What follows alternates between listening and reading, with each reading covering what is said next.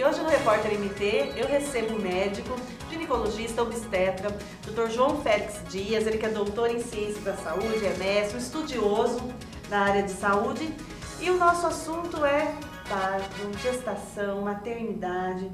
João, quando a gente pensa parto normal, parto cesárea, hoje se fala muito em parto humanizado. Me explica o que significa o parto humanizado? É o parto normal que evoluiu para o humanizado ou são coisas diferentes? O parto humanizado, ele é um parto normal em que a pessoa ela vai estar cercada de pessoas de sua confiança, que inspiram segurança, que tem o lado emocional mais equilibrado. Não é mais aquele ambiente frio, distante, com pessoas estranhas. Esse que é o conceito da humanização. Então o parto normal seria aquele parto que eu vou para o hospital, estou ali com o meu médico, o pai da criança, o enfermeiro, acontece o parto normal. Já humanizado, eu tenho mais pessoas no meu convívio familiar, de amizade para estar comigo. Exato. Você tem permissão da entrada de um acompanhante, isso do ponto de vista legal está assegurado, e a paciente ela pode ter ou o companheiro, ou é o pai, o noivo, o namorado, o marido, ou alguém da família, tipo a mãe, a avó, a tia, alguém que ela sente essa confiança e está num ambiente que ela preparou, porque ela pode nesse preparo para o parto humanizado, ela fazer o plano do parto e ela escolher, tipo a iluminação como ela quer, a música como ela quer, as pessoas que estarão acompanhando. E pode ser em casa, por exemplo? Pode. Hoje o parto domiciliar faz parte também do hall de opções de nascimento. É claro, assim, com reservas, porque o parto domiciliar ele não tem a mesma estrutura, o mesmo suporte que o hospital oferece. Principalmente para o bebê, né? Exato. Então, assim, na eventualidade de um bebê nascer com necessidade de oxigenação, intubação e por aí afora, berço aquecido, UTI, em casa vai ficar mais complicado. Ou se a mãe, durante a evolução do trabalho de parto, ela precisar de uma cesárea de urgência, aí também você fica numa situação complicada. Felizmente, a grande maioria acontece sem maiores problemas, mas o risco existe. Hoje, é o parto normal? Hoje o que mais se faz? É o parto normal ou continua sendo a cesárea? Ou a cesárea se faz mais? Como que está essa escolha? Depende muito do que a mulher quer ou da indicação do médico? Assim, hoje o parto ele tem acontecido, se você for comparar, por exemplo, separadamente a rede pública, né, você vai ter uma predominância do parto normal, que é o que a natureza determina, que é o melhor em termos de riscos. O parto que ele é completamente normal, que evolui sem complicações, não tem dúvida que ele é o melhor para a paciente. Aquela mãe saudável, que fez o pré-natal corretamente. Mas quem lida com a área sabe que em determinadas situações você vai ter complicações, você vai ter riscos, e aí o profissional que percebe esse risco, consegue indicar a melhor opção para essa paciente.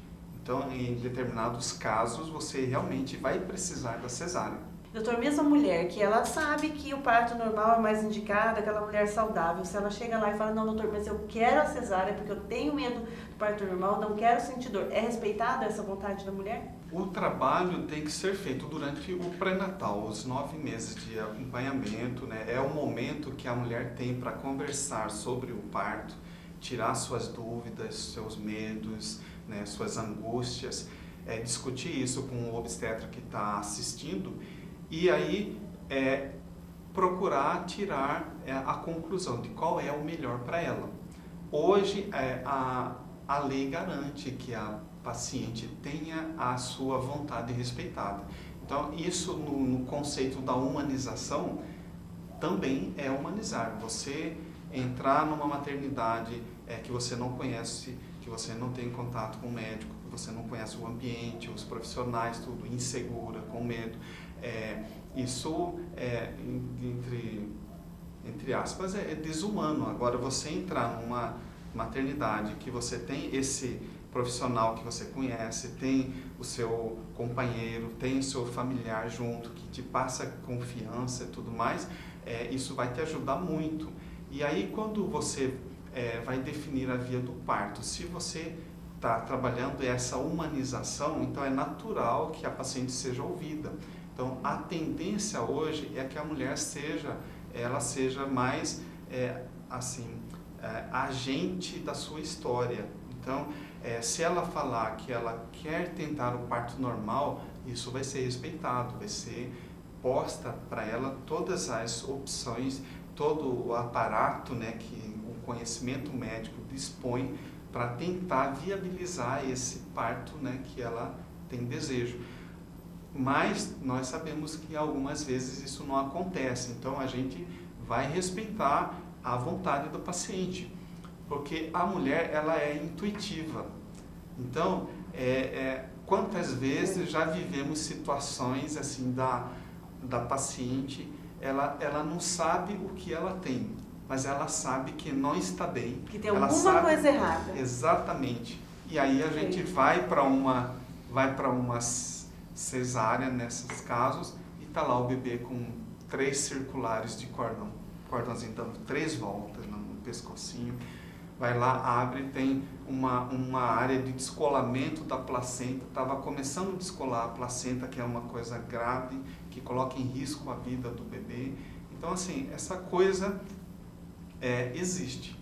E quando há uma sintonia, então a tendência é você respeitar essa vontade. E, doutor João, muitas vezes quando aquela mãe faz aquele pré-natal com o médico, né, faz todo aquele trabalho com o médico, e chega no momento do parto, acontece o horário e não consegue falar com esse médico, aí vai o médico plantonista. Hoje existe esse protocolo comprometido com a humanização. Então a mulher grávida, ela chega para ter o seu filho, que não é aquele médico que a acompanhou no pré-natal, ela vai se sentir segura? Isso ainda, como que a mulher reage? É um momento difícil para a paciente, né? Porque ela tinha aquele vínculo estabelecido com aquele profissional que acompanhava ela no pré-natal.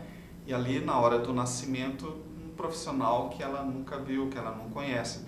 Mas assim, isso tem mudado, tem evoluído ao longo do tempo, né? A maternidade pública tem feito trabalho nesse sentido, as maternidades privadas também têm feito trabalho nesse sentido, né? E assim, exemplo, aqui tem a maternidade que é referência aqui na área privada, aqui em Cuiabá, que ela modificou sua estrutura física, adaptou o quarto, criou condições mais satisfatórias em termos de humanização.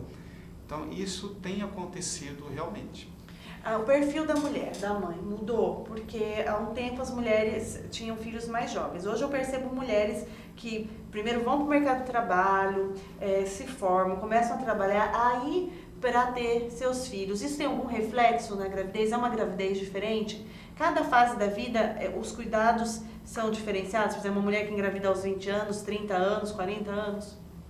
Sim, tem diferença. Quando a gente vai analisar assim, a vida da mulher, a gente vai falar assim, por exemplo, tem o menarqueme, que é esse período reprodutivo. Qual a melhor idade para engravidar, doutor? Exatamente, é esse caminho. O melhor momento, a melhor idade para a reprodução, né, para a mulher ter o seu bebê, seria ali na faixa dos 20 e poucos anos, dos 20 aos 30 anos, ali os 23, 24 a 30 anos mais ou menos. Esse seria o melhor momento. Por quê? Porque em termos assim de constituição física, o corpo dela já tomou a conformação da mulher adulta. E em termos assim de qualidade de óvulos, ela está com os melhores óvulos, né, sendo produzidos e liberados a cada ciclo menstrual. Então, por isso que essa fase é a fase mais adequada. Passado essa fase, os óvulos já começam a perder qualidade. E isso vai aumentar o risco de problemas, principalmente cromossômicos, né? Então, alterações cromossômicas, e aí a alteração mais comum mais frequente é a síndrome de Down, né? Então, se fala dos 35 anos para cima para você ter essa alteração, mais assim, com mudança do perfil da incidência da síndrome de Down. E em termos de qualidade dos óvulos, o marcador ali seria na faixa dos 32. Dos 32 anos em diante, os óvulos já começam a perder essa qualidade e já começam a ter maior dificuldade ovulatória. E aquela mulher que tem trombofilia, por exemplo, a doença ela vai se agravando também com o passar do tempo. Essas síndromes, mulheres que têm abortos repetitivos, então quanto mais o tempo passa, mais difícil fica a engravidar. Exatamente. Isso vai aumentando o risco para a mulher também, né? Então, ela assim, se ela é uma mulher saudável, ela não tem nenhum problema de saúde, ela vai ter esses problemas, um risco de ter esses problemas independente do estado de saúde dela. Se ela tem uma doença crônica, por exemplo, se ela é hipertensa, se ela é diabética, se ela tem doença da tireoide, alguma outra doença sistêmica, à medida que vai passando os anos, isso pode vir agravando, pode vir complicando. E além disso, quanto mais idade ela esperar, mais vai aumentando os riscos de outros problemas que vão acontecer próprios da gestação. Por exemplo, um exemplo bem comum, bem frequente, é a pré-eclâmpsia, a eclâmpsia. Que mata, né, doutor? Exato. Pode matar. É a principal causa de mortalidade materna, a doença hipertensiva na gestação. E passa ano e ela continua sendo presente e o corpo da gente ele é surpreendente, o organismo da mulher é surpreendente. Muitas vezes tem todo esse acompanhamento e ele reage de uma maneira diferente. Exato, isso é consequência de uma má adaptação da implantação placentária, levando a distúrbios que vai culminar com esses problemas lá no final da gestação. E isso pode acontecer de forma assim aleatória. Mesmo aquela paciente que chegou aos 40 anos, decidiu por uma gestação, ela não tinha nenhum problema de saúde e na gestação ela pode vir a desenvolver isso. E muitas vezes, mesmo com a medicação adequada, com o acompanhamento, né, dos exames, tudo corretamente, ela ainda corre risco. Sim, corre, porque isso vai depender da intercorrência durante a gestação, coisa que acontece naquela gestação. Cada uma é uma história. Se a mulher teve um histórico de uma gestação, a outra pode ser totalmente diferente? Pode. Mas se uma vez tive pré-eclâmpsia, a probabilidade de ter nas próximas é maior. É maior. Então, assim, cada gestação realmente ela é única, né? Você vai ter uma resposta adaptativa, uma reação própria daquela gestação. Mas se a paciente tem um histórico, isso já coloca ela numa situação de maior risco de vir a desenvolver novamente. Doutor, hoje a tecnologia, a medicação, os exames ajudaram muito a mulher ter mais qualidade de vida na gestação, mais tranquilidade, mais segurança, o médico antecipar algumas coisas? Não tem dúvida de que isso é verdade absoluta. A evolução do conhecimento médico, dos equipamentos médicos, por exemplo, hoje com a ultrassonografia, o Doppler, né, o perfil biofísico, as avaliações laboratoriais, então você consegue fazer diagnóstico, você consegue antecipar problemas que estão começando a aparecer na gestação e mais o suporte de uma estrutura hospitalar adequada, de UTI de qualidade, de UTI que consegue salvar bebês, às vezes até de 600 gramas você consegue salvar. Então, todo esse conhecimento, toda essa evolução do conhecimento médico aí, não tem dúvida que propicia maior segurança, maior apoio para aquela mulher que optou por uma gestação e mesmo sabendo dos riscos que ela corria. João, diabetes gestacional, quando ela surge na gestação, é perigoso a mulher realmente, porque muitas vezes a mulher faz o exame, tem a diabetes gestacional, mas ela não dá muita importância para isso. Oferece risco? Sim, a gente pode analisar o risco do diabetes gestacional tanto no momento da gestação, isso para o lado fetal e para o lado materno. quanto após a gestação. Por exemplo, nós sabemos que as mulheres que fazem diabetes gestacional, elas são de risco para desenvolver o diabetes tipo 2, que é um diabetes que vai acontecer na mulher e acontece no ser humano lá mais tardiamente, né? Que é lá pelos 40 e tantos anos, 50 anos, 60 anos. Então, ela teve diabetes na gestação, ela tem risco de desenvolver esse diabetes tipo 2 tardiamente. E outra coisa, assim, falando do diabetes gestacional para o lado materno, é maior ganho de peso, maior desconforto, maior crescimento fetal, de feto macrossômico, né, que é o feto com mais de 4 quilos, o risco de polidramnia, que é o aumento exagerado do líquido amniótico. Então, isso são as intercorrências que podem acontecer no diabetes gestacional. E para o feto, vai representar maior risco de problemas no nascimento. E a questão da morte súbita também, diabetes gestacional tem alguma coisa a ver com morte súbita do bebê? Pode ter a ver, porque assim, o feto que é macrossômico, ele faz um crescimento exagerado, ele fica acostumado com um nível de glicemia sempre alto, e quando é clampeado o cordão, corta esse fluxo de glicose para ele. E ele passa a ser um bebê de risco para fazer hipoglicemia. E a hipoglicemia você vai ter até mesmo convulsão por problemas metabólicos e hipoglicemia associado. Amamentação. Na gestação, quais os cuidados que a mulher deve ter para que ela tenha essa possibilidade de amamentar?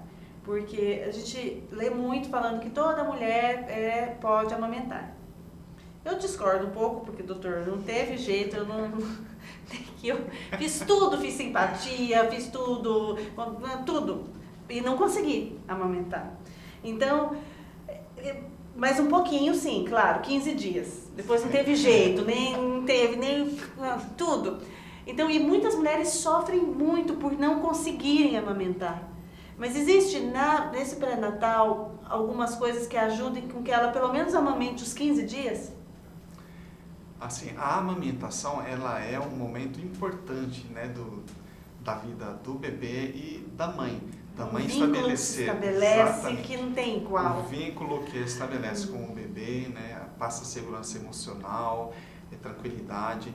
E assim, é muito mais cômodo para a mulher, né, ela oferecer o peito.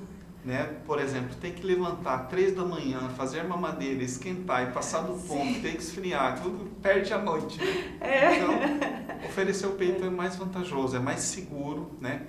E não vai ter problema, é mais prático, até do ponto de vista econômico, para a família também é melhor, então assim por diante. Então, para isso acontecer, precisa que no pré-natal seja feito um trabalho, né, de se conversar, de examinar a mama, ver o tipo de mamilo que a paciente tem, se é um mamilo protuso, se é plano, se é invertido. Quando ela tem um mamilo plano ou invertido, ela vai ter que fazer um trabalho de massagem, né, de usar bombinha, preparando esse mamilo para a amamentação. O banho de sol para fortalecer a pele da areola, tá?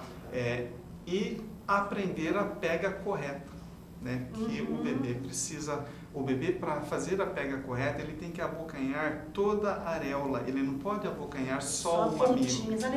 Até machuca a mãe, né? Exatamente.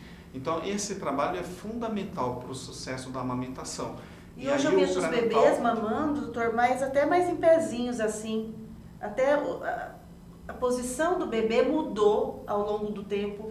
É que dependendo da pega, às vezes o bebê ele vai ter uma pega melhor se você variar a posição. Então, essa seria a posição tradicional. Quando você tem problema com essa posição, você pode colocar ele a cavaleiro, como fala, né, que ele fica mais verticalizado, né? Ou bola de futebol americano, né, que o bebê ele fica aqui atrás e ele vai ficar com a cabecinha aqui e ele abocanha a mama assim, corpinho para lá, cabecinha aqui. Então, isso vai depender dos problemas e das dificuldades que a mãe enfrenta no momento da amamentação. E o que ajuda a produzir leite? Canjica ajuda? Escaldado, sopa de milho?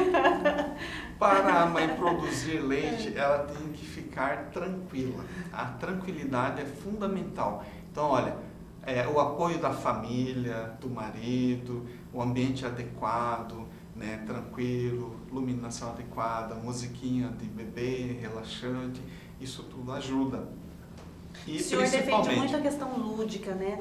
Para a criança, para a mãe, a coisa do vínculo, do afeto, desse fortalecimento em todo o pré-natal dos bons sentimentos. Exato, isso influi muito, né?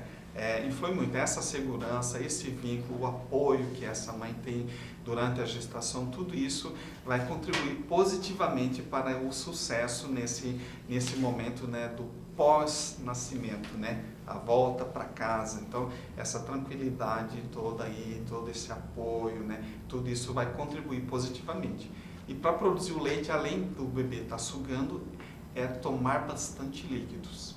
Independente do líquido. Então, água, leite, suco. Suco, água de coco, hidratar bem. Essa é a regra. Desde a gestação, né, doutor? Desde a gestação para a mulher mesmo, para a saúde dela, ela ter esse equilíbrio. A hidratação é importante, é muito importante. E o que não é bom a mulher comer na gestação e no pós-parto? Que é uma coisa assim, gordura, por exemplo, pimenta, tem coisa que não é recomendada? Ou o equilibrado não tem? O ideal é que a mulher se baseie no valor nutritivo do alimento, vá por esse guia. O valor nutritivo, o frescor do alimento, né? Quanto mais natural, melhor. Colorido. E evitar, assim, enlatados, embutidos, coisas com muito corante, conservante, acidulante, as coisas desse tipo. Então, assim, preferir o suco natural, o suco da fruta natural, em vez do suco enlatado, né, o suco de caixinha. Preferir a fruta fresca, a fruta da estação, que ela é mais rica, é mais nutritiva do que aquela fruta que foi processada e conservada lá para que fosse consumida fora da estação. Então, esses princípios que devem guiar. Falar assim que tem determinado alimento que causa cólica no bebê, é complicado, porque cada organismo reage de uma forma. Então, o que a mulher deve fazer é procurar se guiar por esse princípio, né, da naturalidade, da nutrição, e procurar usar assim, da observação, ficar atento ao que ela come de diferente. Tipo, hoje eu vou tomar esse suco aqui, então eu vou prestar atenção como que meu bebê vai reagir depois, né, nas mamadas, depois de ter ingerido esse suco que eu nunca tinha tomado no momento que eu estou amamentando. Então, a reação do bebê é que vai ditar qual é o comportamento. Isso foi legal, isso eu continuo, isso eu evito. De forma geral é isso. E, é claro, tá evitando comida gordurosa, frituras, coisas assim, condimentadas, o excesso de sal, isso faz mal para qualquer pessoa. Doutor, aquela mãezinha, né, que é apaixonado por seus bichinhos de estimação, gato, cachorro, aí engravida, fica com medo da história da toxoplasmose, tem muito isso, medo, aí a criança, o animalzinho dormindo junto na cama, ela grávida. Tem algum problema em relação a ter bichinho de estimação em casa? Ou tem cuidados que a gente tem que ter e a gente possa conviver com eles e ter uma gestação saudável? Deve ter cuidados. O cuidado higiênico é fundamental. Não preciso dar o gatinho, o cachorrinho quando engravido. Não, pelo contrário, né? É um vínculo a mais, né? Que o bebê, que a família vai ter, né? Com quem compartilhar isso aí. Momentos agradáveis de relaxamento, né? De quebra de tensão, então é positivo. Só deve tomar cuidado, então, com a higiene. Aí, no caso, quando a mulher ela é toxonegativa, que o exame do pré-natal dela deu negativo para a toxoplasmose, ela deve redobrar esse cuidado. Cuidado com as mãos, tá fazendo a higiene, o álcool gel toda vez que for levar alguma coisa à boca. Os Tirar alimentos, o gatinho, o cachorrinho da cama, pelo menos nesse momento? seria legal. Colocar ele na caminha dele? Exatamente, seria interessante. E evitar o contato com as fezes do animal, principalmente. Viu? Deixa para outra pessoa O cuidar. ideal é que outra pessoa tome esse cuidado.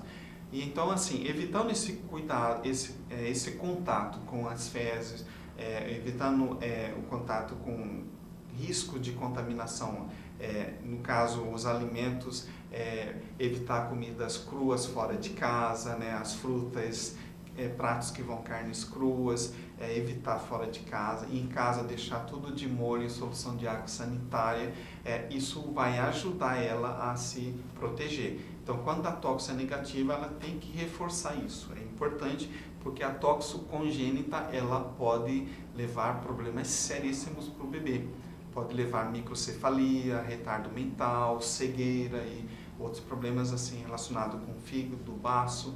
Então é importante, é seríssimo. Então é importante que tome esse cuidado.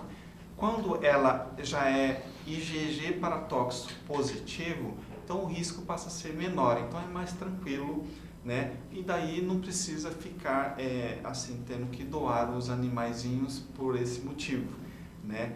Porque ele vai contribuir positivamente. É até bom que tenha esse vínculo, que seja o amiguinho do bebê e assim por diante. É mais equilíbrio emocional também.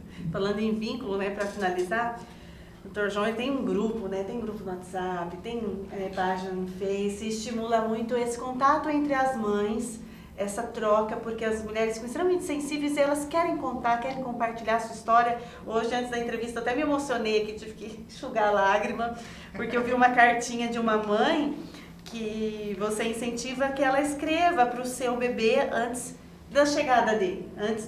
De onde veio essa ideia, João? De estimular as mulheres a compartilhar seus sentimentos. Aqui, por exemplo, por que isso aqui é importante para a mãe e por que você incentiva? Essa ideia surgiu assim, da necessidade que a gente observou da mãe nesse momento de angústia, de preocupação, de insegurança. São muito similares essas angústias e preocupações. De medo, né? Então, assim, ela canalizar uma coisa positiva para o seu bebê. Mesmo ele não podendo ver, né, tomar consciência disso, ela, de certa forma, estaria extravasando isso, esse sentimento, e colocando coisas boas. Então, a vibração positiva faz com que ela pense positivo e que ela veja positivamente esse momento de angústia, de medo, de insegurança, e visualize esse bebê que é o amor, é tudo da vida dela. Então, você tira o foco daquela coisa negativa, do medo, da sombra, e coloca o foco no bebê, esse ser que está materializando aqui no nosso mundo. Obrigada, eu só não vou ler, gente, senão eu vou chorar. Obrigada.